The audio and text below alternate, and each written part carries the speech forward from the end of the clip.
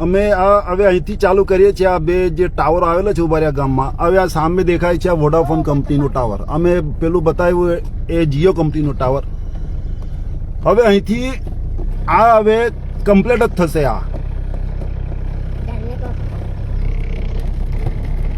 આપે જોયું કે અમે જે કનેક્ટિવી બતાવી આપને 5-6 કિલોમીટર દૂરથી આ જે વોડાફોન કંપનીનું જે ટાવર છે, હવે આ અમે ટાવર ક્રોસ કરશું। હવે આ ઉભારિયા ગામ અહીંથી શરૂ થાય છે। હવે આ વોડાફોન કંપનીનું ટાવર છે। હવે અહીંથી આ ઉભારિયા ગામ શરૂ થયું છે। હવે અહીંથી હવે આ સામે દેખાય છે આ જીઓ,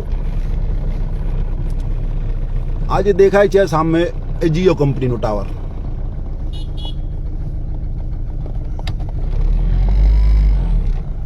સામે આપને અમે અહીંથી સ્પષ્ટ નહીં દેખાતો। હવે અહીંથી આ સામે આ જે સામે છે આ જીઓ કંપનીનું ટાવર, આ જીઓ કંપનીનું મહાકાય।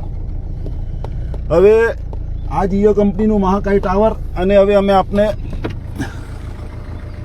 આ વોડાફોન કંપનીનું ટાવર, અને આ જે છે આ જીઓ કંપનીનું ટાવર। હવે અમે જેવી રીતના આ જીઓ કંપનીના ટાવર પાસે જેવી રીતના અમે પહોંચશું, આ કનેક્ટિવિટી નબળી થતી જશે, લાઈવ કનેક્ટિવિટી।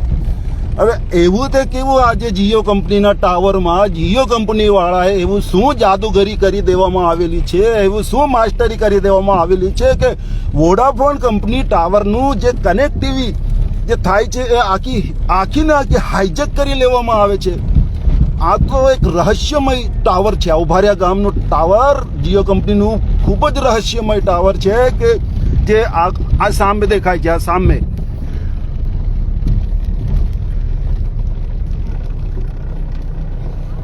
આ છે આ જીઓ કંપની, આ જીઓ કંપનીનું ટાવર। હવે જેવી રીતના અમે એના નજીકમાં જશું, કનેક્ટિવિટી નબળી થતી જશે, અને અમે ઉભારિયા બસ સ્ટેન્ડ પહોંચશું। હવે સામે બસ સ્ટેન્ડ આવશે અને પુલ ક્રોસ કરશું, ત્યાંથી 200-300 મીટર પણ અમે જશું ને આખી કનેક્ટિવિટી હાઈજેક કરી લેશે। ગજબનું રહસ્યમય